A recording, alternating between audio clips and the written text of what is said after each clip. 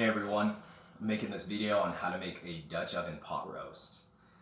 For most of my life I never knew how to make a pot roast, so I just didn't know how easy they were until maybe about 2 weeks ago. My roommate here, Tanner, made one and I got to see how easy it is. I wanted to share with you guys so you guys can take this magic back home with you. For most of this, I'm just going to be making it in the cast iron Dutch oven here. But first we're going to braise it and then we're going to throw it in. So, when you're looking for the right cut of meat, I have a chuck roast here. It's grass-fed chuck roast. I live in Babylon, so everything comes in this cool cellophane packaging. Don't worry, we're just going to throw it in the trash and go straight to the ocean. The turtles love to play with this shit. So I have the oven preheated to 315. Anywhere from 300 to 350 is going to be good. But first we're going to season it with salt and pepper, and you guys can throw whatever else you want on it, but that's kind of like the minimum I like to do. And then we're going to get the cast iron here, the flat skillet. We're going to get it nice and hot, probably like a medium temperature. You don't want to get it too hot, but you don't want it too low either, because we're going to get a nice braise over it before we throw it in the cast iron oven. So here, just going to put a nice layer of salt all over it. Do salt and pepper. And it's super simple.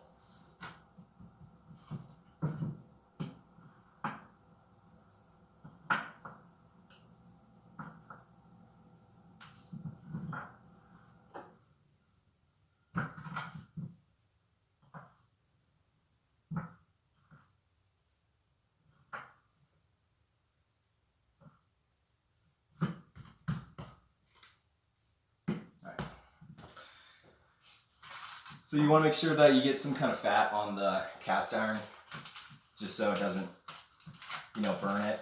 I'm just using butter, but whatever you guys got will work. I already got the cast iron a little bit hot, so I'm just going to start throwing it on. And as we braise the chuck roast, get in a view for you guys, we're just going to keep it on. We're not going to move it on too much. But you want to work each side maybe for a couple minutes, but you can kind of leave it on, let it sear at a nice hot temperature.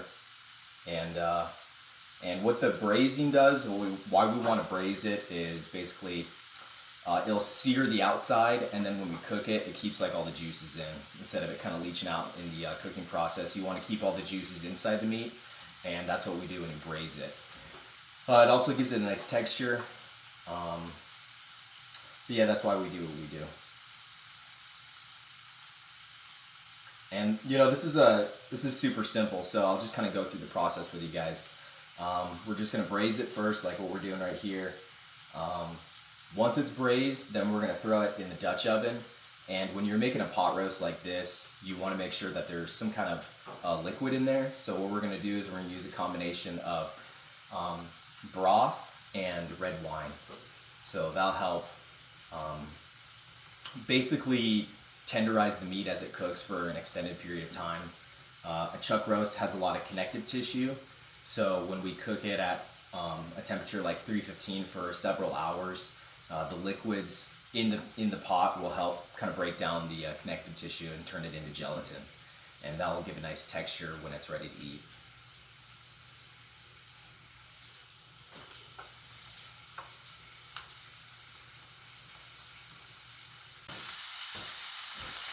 Here we are, almost done with the braising process. I'm not afraid to get hands-on with my meat here, so I encourage that for you guys too. But you can kind of get an image of what it looks like. It's starting to brown. The edges here are starting to crisp up a little bit, and it's looking pretty good. Ready to throw it on the pan here. But I'm just making sure to get all the sides. Make sure the sear goes all the way around.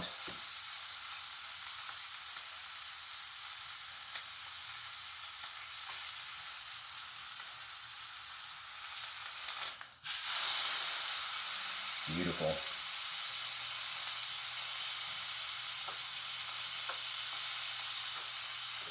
All right, I got my oven preheated to 315.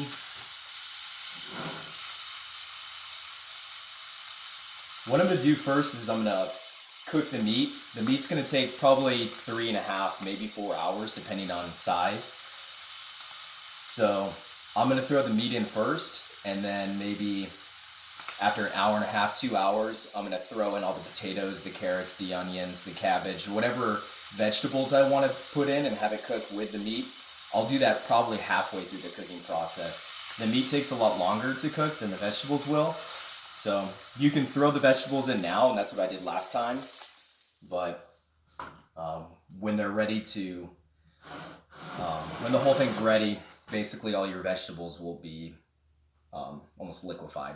So, oh, kind of missed a corner here, so I'm gonna go back and get it.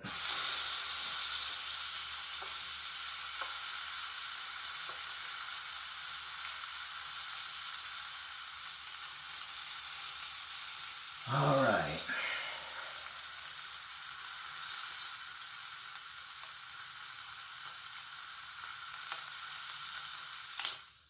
Beautiful. She's good to go. All right.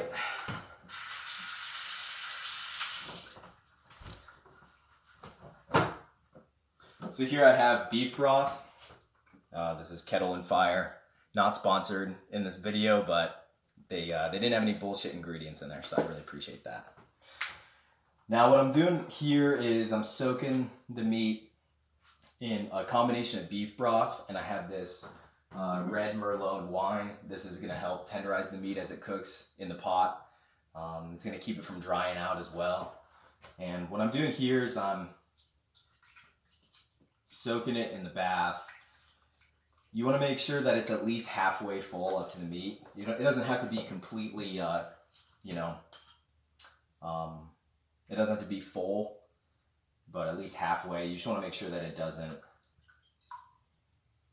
evaporate out in the cooking process, because it's going to be in the oven for, like I said, 3.5, 4 hours. But let me show you what this looks like. And she's ready to go in.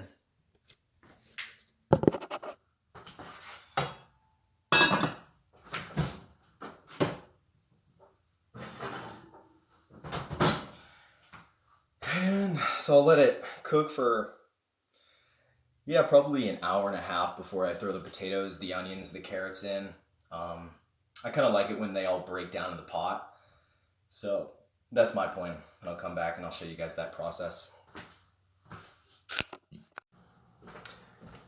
Hey everyone, we're back. I'm gonna take the roast out and I'm gonna throw in the vegetables. It's been cooking in here for about an hour and a half, so I'm just gonna check on it.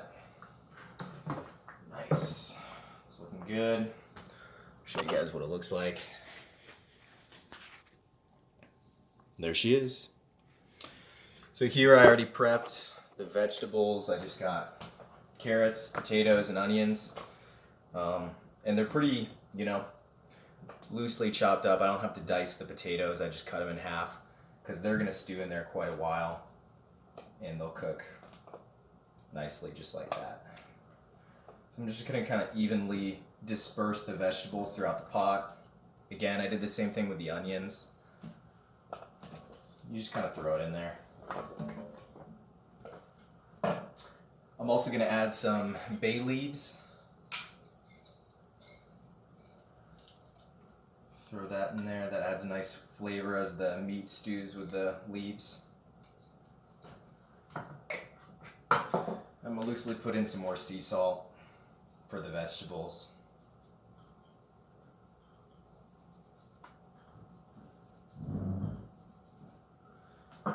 As well as pepper.